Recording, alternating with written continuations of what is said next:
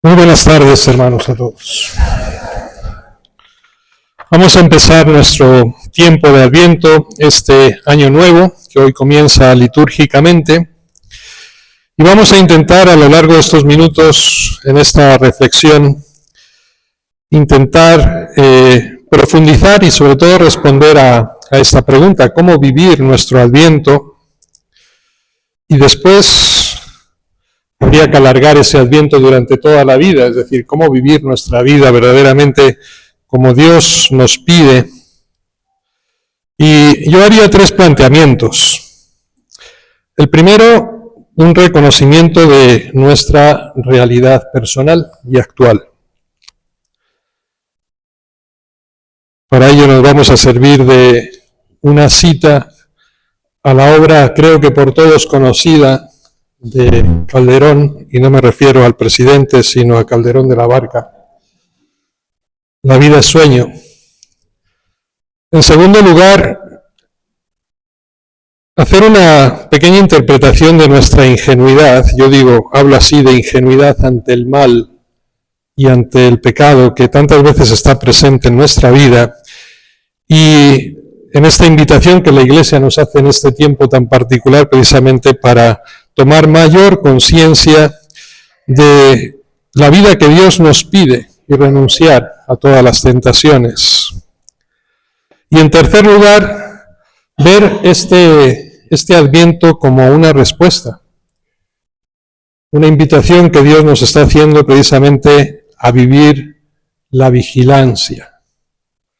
Esta palabra que vamos a escuchar permanentemente a lo largo de estas 4 semanas que siguen: estad en vela, despertad, porque Dios está cerca. Y nos vamos a servir de la sabiduría de los padres del desierto, que son maestros en esta temática. Primero, ¿qué es el Adviento? ¿Qué entendemos por el Adviento? Etimológicamente, la palabra significa venida, también llegada y sobre todo presencia. Si se dan cuenta, la palabra Adviento es un verbo. Hay una canción que yo creo que todos hemos escuchado en alguna ocasión, de Ricardo Arjona, que dice: Dios es verbo, no sustantivo. No me voy a parar a analizar la letra, pero sí les invito a que la escuchen ahí en su Spotify cuando salgan de la misa. Que si bien Arjona, yo creo que narra una verdadera realidad, es más, cuando él explica el origen de esa canción, dice que ha recibido una revelación particular de Dios que le inspiró esa letra. También es verdad que es un poco dura con la Iglesia. Dura en el sentido, quizá la palabra dureza habría que identificarla con realidad también, ¿no? Realismo, porque muchas veces hemos malinterpretado al Señor al que seguimos. Dios es verbo, no sustantivo. Eso quiere decir que Dios es acción e invita a la acción y no simplemente a la pasividad. El sustantivo no es simplemente agente. El verbo nos implica e indica siempre lo que tenemos que hacer. Dios es verbo y no sustantivo. Si seguimos en la etimología de la palabra Adviento, se van a dar cuenta de que yo les he dicho que es presencia. Es más, la palabra Adviento es un presente continuo. Lamentablemente, en la gramática castellana no tenemos este verbo, el presente continuo. Nosotros hablamos simplemente de presente. Los ingleses, ¿no?, con ese sufijo ing, ¿se acuerdan?, ¿no?, que hace el verbo en continuidad. Nosotros usamos en castellano el gerundio, ¿no?, que sería esa venida permanente del Señor, esa constancia y esa presencia que no tiene nunca fin, que no habla del pasado, que tampoco nos habla de un futurible, sino que es un presente vivido en primera persona y de manera continua. Fíjense cómo contrasta el Evangelio que escuchamos a lo largo de estos días y de este tiempo, en esa expresión, velad, estad atentos, oren, con esta obra literaria que yo les citaba de Calderón de la Barca, escrita en el siglo XVII, en 1635, La vida es sueño, que podríamos resumir perfectamente como ese conflicto entre la libertad y el determinismo, o el engaño del frenesí y de la ilusión. Al final los sueños, sueños son, y no pasan de ahí. Y es una invitación precisamente a que nosotros tomemos conciencia de lo que Dios nos está pidiendo. No es que vivamos un sueño, sino que vivamos una realidad, y es la cercanía hacia nosotros. Y por eso nos pide que estemos atentos a su llegada y sobre todo que nos encontremos preparados cuando Él llegue. El tiempo presente en ese sentido es como una larga noche, nos dice Calderón de la Barca, y la vida que llevamos se parecería más muchas veces a ese sueño que a esa realidad. El concepto del sueño no es solo un recurso del Evangelio o de la literatura. El sueño siempre ha estado presente en la narración de las distintas religiones. Está presente en el pensamiento hindú, en la mística persa, en la moral budista, en la filosofía griega y sobre todo, obviamente, en la tradición judeocristiana que nosotros vivimos. ¿Y cuáles son las características precisamente del sueño? Yo señalaría simplemente 3 como resumen. Primero, la brevedad. La brevedad, lo instantáneo. El sueño ocurre siempre fuera del tiempo. No hay tiempo cuando soñamos.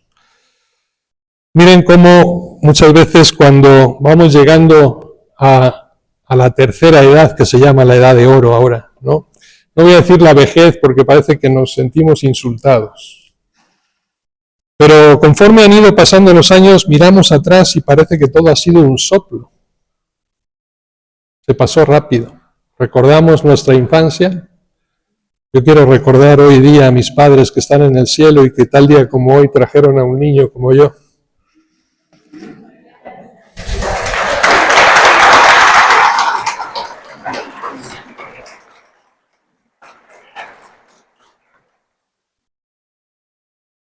Brevedad.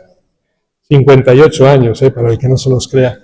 Pero a quien hay que felicitar fueron a los artífices de este milagro, que fueron mis papás. Que Dios les tenga en su gloria. Brevedad, por tanto. Segundo, la irrealidad. Una irrealidad que podríamos incluso identificar como vanidad. Y les pongo 2 ejemplos muy simples. A veces soñamos, imagínense que soñamos que estamos en un gran banquete y que nos estamos poniendo ahí en esas comidas ahora suculentas de la Navidad. Los romeritos y el bacalao. Bueno, nos despertamos del sueño y el estómago sigue vacío. No nos alimentó realmente. ¿Por qué? Porque era irreal. Era simplemente un sueño. Imagínense que soñamos que tenemos todas nuestras preocupaciones resueltas, que somos ricos, que tenemos todo lo que necesitamos para vivir, ¿no? Y nos movemos en esa ilusión y despertamos y nos damos cuenta de que seguimos siendo los mismos que antes, con las mismas necesidades, con las mismas carencias. Ilusión, irrealidad. Y la tercera característica del sueño que yo quiero resaltar aquí es la ausencia de responsabilidad. Es decir, uno puede soñar y no es responsable de las consecuencias, ¿no?, que se producen en la ilusión del sueño, como en la vida real sí lo es. Dice San Pablo cuando escribe esa carta a los romanos, dice, Dios dará a cada uno conforme a sus obras. Y las obras son propias de nuestra realidad vital y no de los sueños. Dios no nos va a dar conforme a nuestros sueños. Dios nos va a dar conforme a nuestras obras reales. Y recordemos ese evangelio que veníamos recordando también estas semanas pasadas, estos últimos días del año que terminó, esa parábola del juicio final, ¿no?, donde Dios nos dice, cada cosa que hicieron a uno de estos pequeños, a mí me lo hicieron. Ese es el verdadero realismo y ese es el contraste fuerte que el Evangelio dispone frente a una posible vida ilusoria, soñadora, irreal, ficticia, vanidosa y breve. Creo que una de las mejores analogías del Adviento y que puede ayudarnos a responder precisamente a esta pregunta que nos hacemos, ¿cómo vivir el Adviento?, está en descubrir a Dios precisamente en cada persona y en cada acontecimiento que vivimos. Ese es el verdadero Adviento. ¿Por qué? Porque Dios nos habla siempre, pero Dios tiene un lenguaje muy particular y un lenguaje que se nos manifiesta de una manera tremendamente visible en este tiempo. La estrella de Belén, aquella que sirvió de guía precisamente a aquellos magos llegados de Oriente que se presentan a adorar a un niño que acaba de nacer. Una estrella que muestra siempre el camino, y es el lenguaje de Dios. Lo fue hace 2000 años y lo sigue siendo hoy.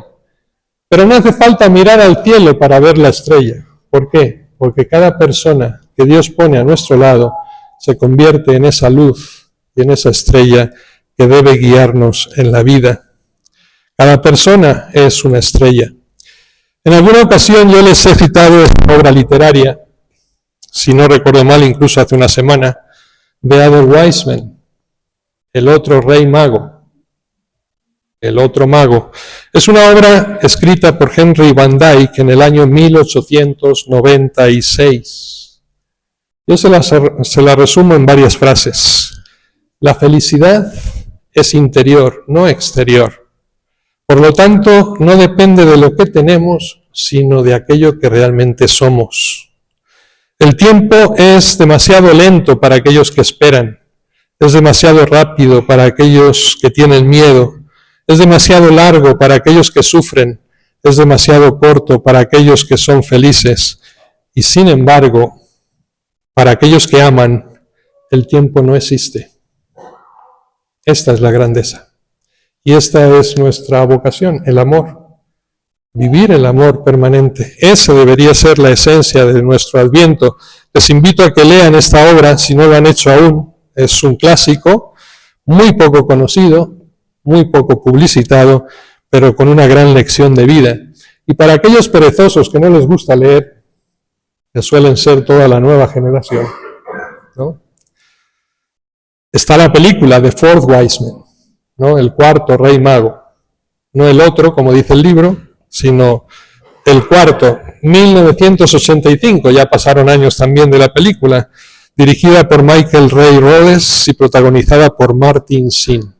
No les voy a hacer el spoiler, pero realmente lo que quiere representar es un poco la dinámica del libro llevada al cine, y es supuestamente ese cuarto rey mago que pierde la estrella, pierde el surco de la estrella, nunca llega a Belén en el nacimiento de Jesús, sino que va a llegar precisamente 33 años después, cuando lo están crucificando. ¿Y todo por qué? Porque se ha ido deteniendo por el camino, atendiendo las circunstancias y las necesidades que iba encontrando en él y la súplica de ayuda de las personas con que se encontraba.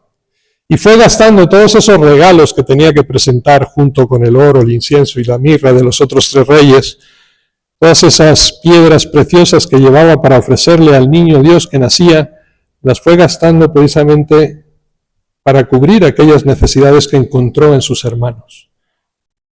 Y qué curioso, cuando al final llega a Jerusalén y Jesús, que acaba de morir, encuentra su frustración porque ahí en diálogo con Baltasar, que le narra precisamente esa experiencia de bondad, de encuentro con Dios, y él frustrado porque nunca lo había encontrado, porque se había ido deteniendo, perdiendo el tiempo en otros quehaceres, y al final Jesús le tiene que decir: tú fuiste el que verdaderamente me encontró, porque en cada uno de esos hermanos que fuiste atendiendo, esas necesidades que fuiste cubriendo, ese desarrollo que fuiste promoviendo, todo lo hiciste por mí.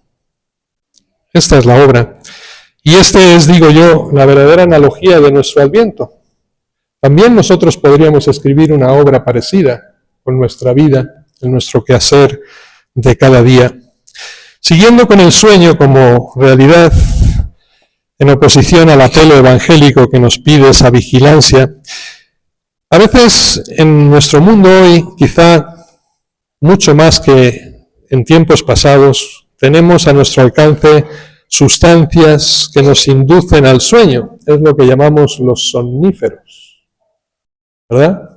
Y sobre todo en una sociedad en la que vivimos que sufre de demasiado insomnio, es decir, de trastornos del sueño, y no hace falta más que ver, no sé si decir ya el fin de semana, sábado y domingo, porque ahora los antros abren desde los jueves, ¿no?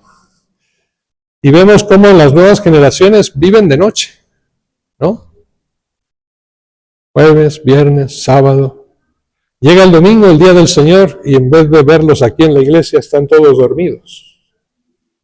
¿Por qué? Porque no han dormido antes, simplemente por ese somnífero, ese insomnio habitual de nuestra vida.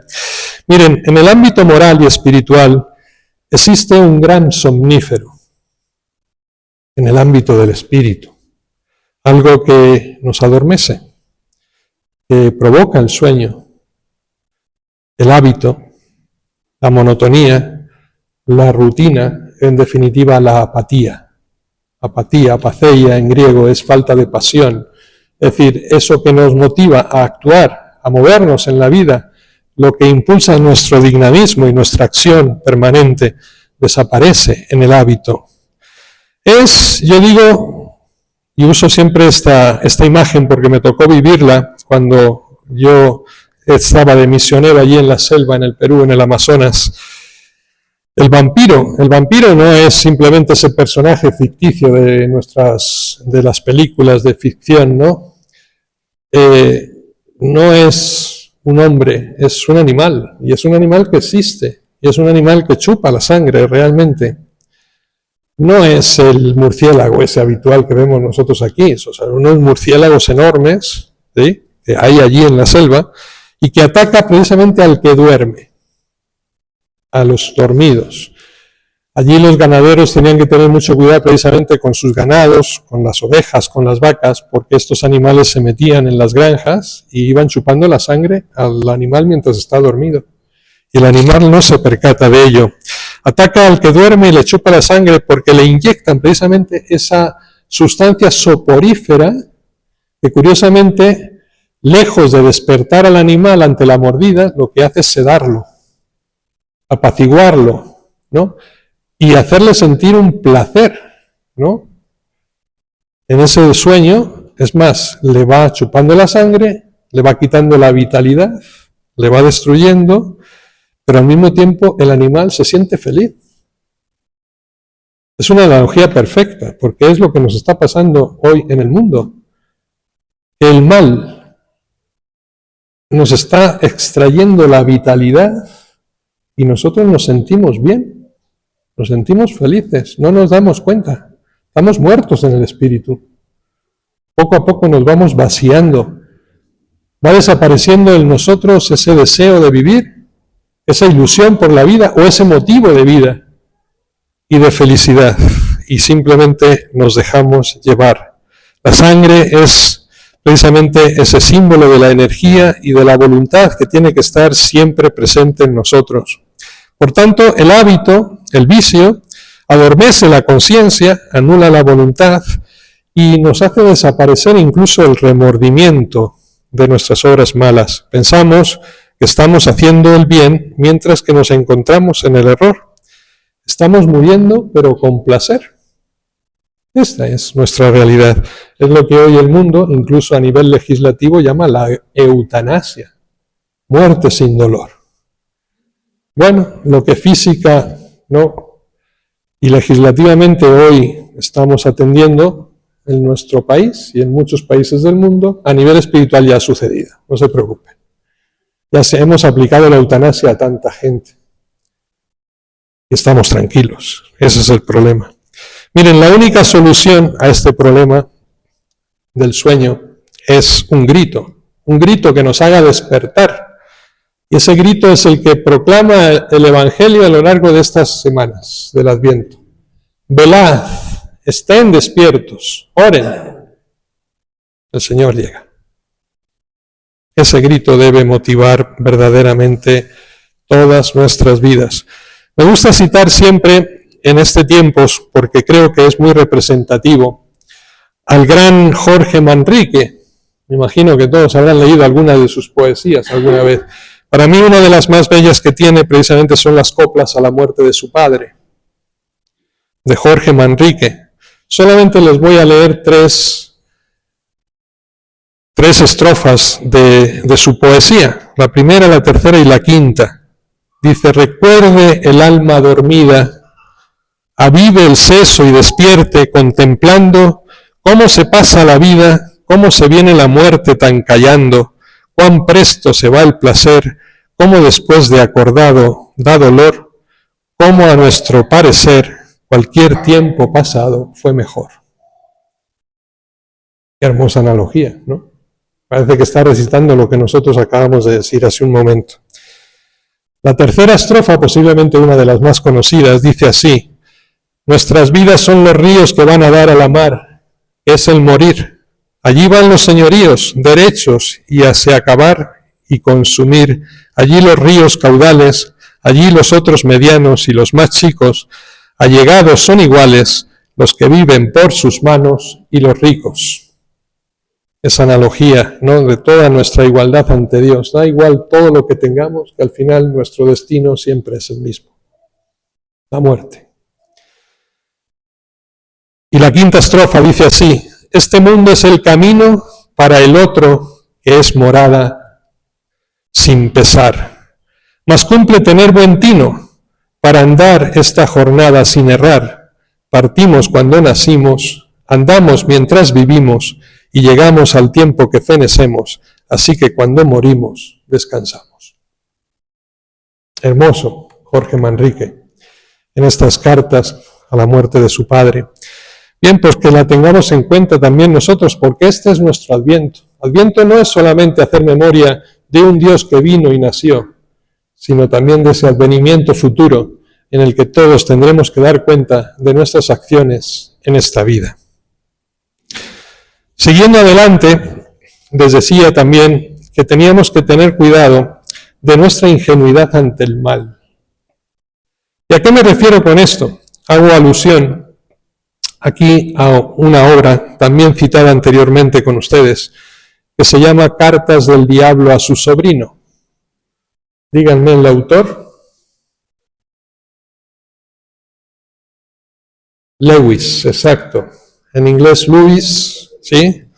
C.S. Lewis, el autor de esa obra un poco más conocida, Las Crónicas de Narnia, que posiblemente han visto ustedes con sus hijos, ¿no? En el cine han sido llevadas, si no recuerdo, 2 o 3, son 7 libros, una obra magnífica porque Carl Lewis lo que hace en ella es narrar la historia de la salvación a través de la ficción, precisamente para que muchos la vean sin pensar que es una obra religiosa y que es simplemente ciencia ficción, cuando en realidad nos está narrando toda la Biblia, ¿no?, a través de esos libros. Hermoso, Luis. Bueno, yo le cito aquí Cartas del Diablo a su sobrino. ¿Por qué? Porque precisamente nos pone, Luis lo que pretende es, a través de esa obra también, advertirnos de la sutileza con que el demonio siempre pretende engañarnos para apartarnos de la gracia de Dios.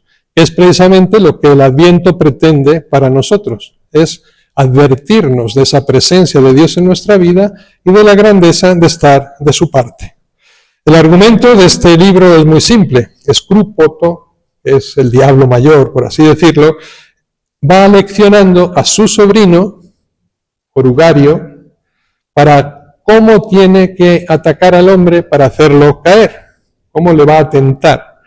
Y un poco la tesis es hacerle ver a su sobrino que está pecando de ingenuo.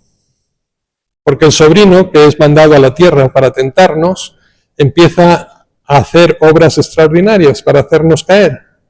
Y el tío le tiene que advertir, no hagas nada que se salga de lo común porque se van a dar cuenta de tu presencia. Mejor pasa desapercibido. Si total ya los hombres ya están en nuestras manos. Es decir, el flujo de las experiencias sensoriales ordinarias del ser humano ya están marcadas por el mal. Simplemente hay que dejarlas que sigan, dice el demonio. Pero que no adviertan tu presencia. Déjales hacer, ¿ya? Y los tendrás en tus manos. El diablo busca, por tanto, tentarnos a través de lo habitual, de lo ordinario en nuestra vida. Y el Adviento, precisamente, lo que pretende es esa invitación a hacer ese silencio interior. Y para eso tenemos que dejar de hacer ruido, para advertir esa tentación, para advertir cuando el mal se hace presente en nuestra vida, cuando nos apartamos de la gracia de Dios. Ese va a ser el verdadero fruto de nuestra Navidad, silencio interior. El problema es que hemos perdido el Adviento.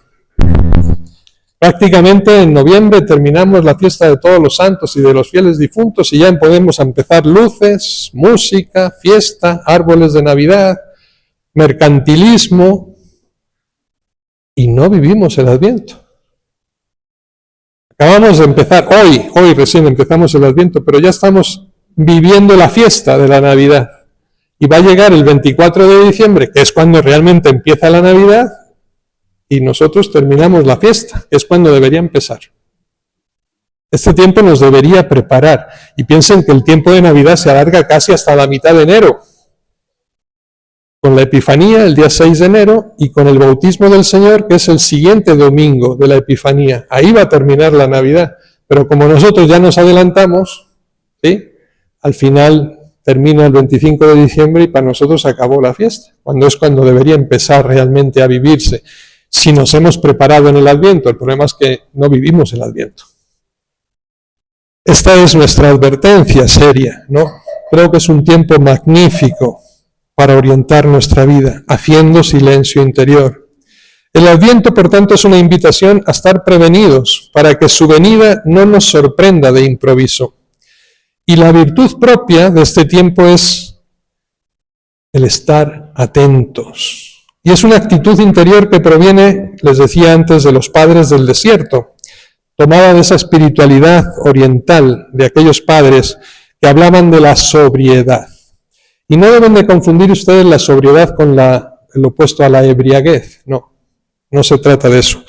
Y les voy a explicar un poquito la nepsis, que es la palabra griega, nepsis, y lo que significa sobriedad. Era para los padres del desierto la vigilancia del corazón. Vigilancia del corazón. ¿En qué consiste? Precisamente San Antonio Abad, siglo III del cristianismo, en aquellas comunidades anacoretas y cenobíticas del desierto, hablaba de ese combate entre lo corporal y lo espiritual. Como lo corporal nos hacía tender a lo pasajero, a lo terreno, ¿no? A lo transeúnte, mientras que el espíritu, el neuma, es lo que nos hace trascender en la vida como personas. Combatir los hábitos del hombre viejo, destruir los desórdenes de nuestras pasiones, porque el arma de los demonios, precisamente los logis moi, de los que nos hablaba Luis en la carta del diablo a su sobrino, es proponer esos malos pensamientos, esas tentaciones, bajo la buena apariencia, porque esta es la sutileza del demonio, que nos hace pensar que estamos haciendo bien, mientras que en realidad estamos haciendo el mal, esa inversión de valores a través de los vicios capitales, que los tenemos muy bien identificados todos, espero. Miren, como dato curioso, a raíz de este pensamiento, ayer me invitaron a ver la película Gladiador 2, no sé si ya la han visto, alguien ha ido al cine a verla. A mí me gustó mucho la primera, esta, bueno, deja un poco que desear, pero dicen que nunca segundas partes son buenas. No está mal del todo. Pero sí me sorprendió algo. Me llamó la atención dos detalles. Primero, el argumento fundamental está centrado en un vicio fuerte, que es la ira. Es una llamada a la ira, que va a generar el acto de venganza en el corazón del hombre. Y curiosamente, a mí que Denzel Washington me encanta como autor, pero nunca me lo he imaginado en un papel maléfico, ¿no? Porque le pega hacer siempre el bien y no el mal. Pero aquí en la película es el malo. Y tiene una frase en la película que a mí se me quedó grabada aquí cuando la escuché, porque, bueno, como soy maestro de moral, la identifiqué enseguida. Y dice que hay que obrar el mal, a veces hay que obrar el mal para conseguir hacer lo correcto. Qué absurdo, ¿no? ¿Cómo va a haber que hacer el mal para obrar lo correcto? Bueno, pues es una de las tesis que va manejando la película, si no la han visto y la van a ver, que se mueve siempre en el trasfondo de su tesis.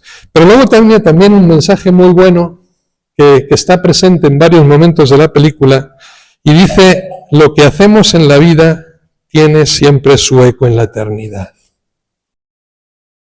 Era la elección que Lucila, ¿se acuerdan de la primera película? La hija del emperador César Augusto, es una de las lecciones que le dejó a su hijo Lucio, ¿no? Todo lo que hacemos en esta vida tiene su eco en la eternidad. Y yo creo que eso es fundamental aquí, que lo tengamos en cuenta también a la hora de vivir nuestro Adviento. Es necesario, por tanto, hacer silencio interior. ¿Por qué? Porque el silencio interior es el que nos va a abrir precisamente nuestro espíritu al discernimiento, a la discreción, estar atentos a los movimientos del enemigo y sobre todo vencer todos esos pensamientos, inclinaciones, impulsos y sugestiones a través de los cuales el demonio intenta desviar nuestra atención. Y para esto va a ser fundamental, digo yo, también el acompañamiento y la guía espiritual, ¿no? Que no intentemos ir por la vida como cristianos, como francotiradores, no. Caminamos en familia y necesitamos esa ayuda siempre del otro para así vivirlo. Miren, en el Evangelio encontramos esta expresión tan hermosa, dichoso el criado a quien su amo al llegar lo encuentre así. ¿Cómo es así? Dios nos ha dado a cada uno una tarea que cumplir. De tal manera que Dios no solamente nos ha dejado como individuos a la espera. La palabra esperanza, espera, es algo que aparece muy bien en este tiempo de Adviento. Pero la espera no es pasiva, no puede ser nunca pasiva, sino que somos personajes que tenemos que hacer algo, de lo cual nos va a pedir cuenta Jesús a su llegada. Actividad, precisamente. Cuando vuelva, no le va a importar tanto lo que estábamos esperando cuanto si hemos cumplido la tarea que nos ha dejado encomendada. Recuerden, de Adler Weissman, como les citaba antes, el cuarto rey mago, todo lo que fue haciendo en la vida fue su mérito precisamente porque es donde encontró realmente la presencia de Dios. Hay otra película que les quiero señalar aquí porque hace muy bien alusión también a esta realidad que nos toca vivir en el Adviento. Y ya que estamos en la era digital, creo que es muy propio. No es una película moderna, pierdan cuidado. Van a tener que buscar muy mucho para poderla encontrar. Se llama El séptimo sello. No sé si alguien la vio.